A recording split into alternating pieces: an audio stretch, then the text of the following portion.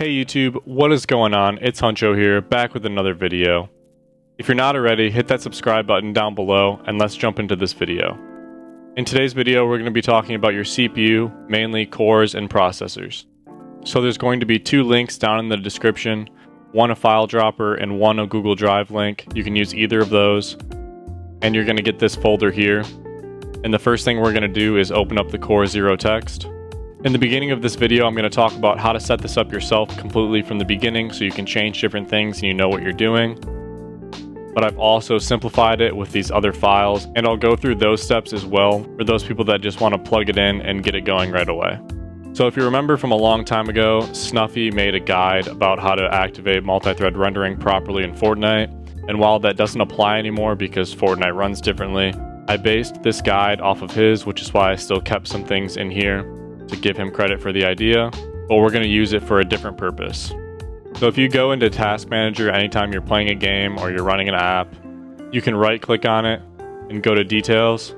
Then when you right click on it again, you can either set the priority or set the affinity. So if you're taking off different cores, you can just do this in Task Manager. Sometimes it'll save, sometimes it doesn't. There's different programs you can use that will save it, but I've had bad experiences with it. That's why I'm not showing that way and I'm using this shortcut method because it's a lot more surefire that I know when I click on this link, that's what I'm going to be playing on. Basically, the purpose of this tweak is the majority of the things on your system are going to run on Core 0 or Core 1, whatever you want to call it. So we're going to take the game off of that core, so that way the cores that the game is running on is going to be more beneficial towards only that game, and it's not going to be running all of the other various processes that are going to run in the back of your computer. So open up Google Chrome or whatever website you want to use. Highlight this right here and paste it into the bar. You're going to see this on the screen. So I've labeled it out already of however many cores and processors that you're going to have. If you don't know, go down, right click on your Windows, go to Task Manager, and go to Performance. You're going to see it right here, Cores and Processors. So the way that this works, so you know what to do if you want to change it yourself. When you have the same amount of processors as cores, it's just going to be every single number is a core.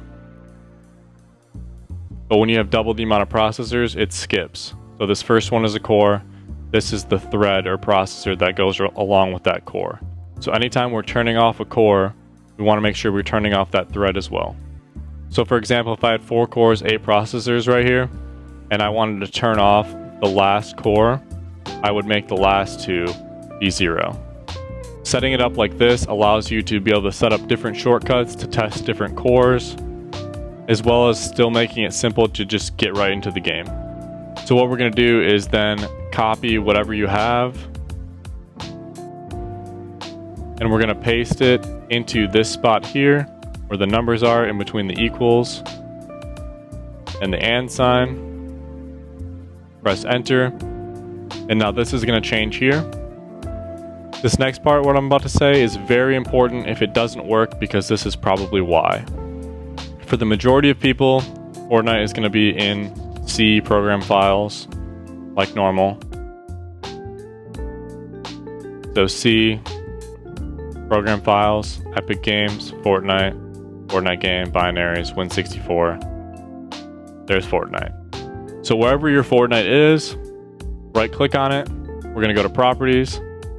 On the location, you're going to copy this. And remember, this is only if it's not in the same location. And now, like it says here in the guide, in between the 22% is where we're going to paste this. So back at this top link in the guide where the 22% is, we're going to paste it here.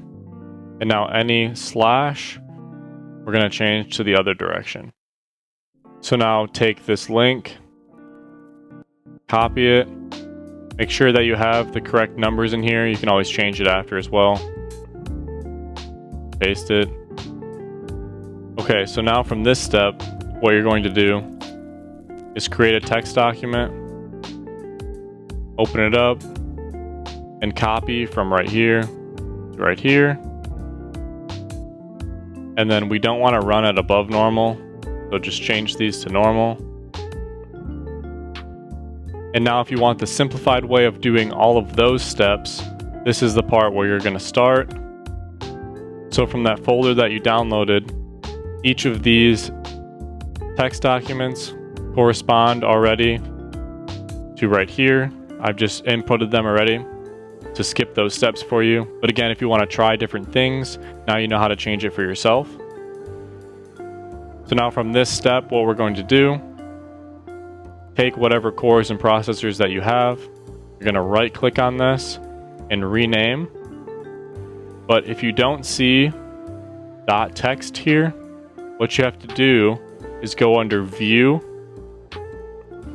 File Name Extensions. Make sure that's clicked. If it's not here, it's not going to let me change the file type. Most likely. Sometimes it still does. So we're going to rename this. Right click, rename. And you're going to rename the file notsnuffy.ps1. Make sure you change the .text here. I'm going to paste it. Enter. Make sure you want to change it. Yes. So now that we have this file notsnuffy.ps1, we're going to go on to the next step. So we're going to right click on your desktop, new, shortcut. And now for the location, we're going to copy all of this right here. We're going to paste it, select next, change the name to whatever you want, Fortnite, finish. So now if your Fortnite is not in this location of the C program files Epic Games, you need to change this to where your Fortnite actually is. And while you're doing that, you can go ahead and copy or cut this. And we're going to put this in the same folder that Fortnite is in. So for me, C, Program Files, Epic Games, Fortnite, Fortnite Game, Binaries, Win64, just like it says here. And I'm just going to paste it in here. There it is. And now most of the time for this, make sure Epic Games is not open when you're starting this up. What I like to do most of the time, because I don't want Epic Games running in the background as it is I don't run it when my computer starts. I'm going to open up this shortcut.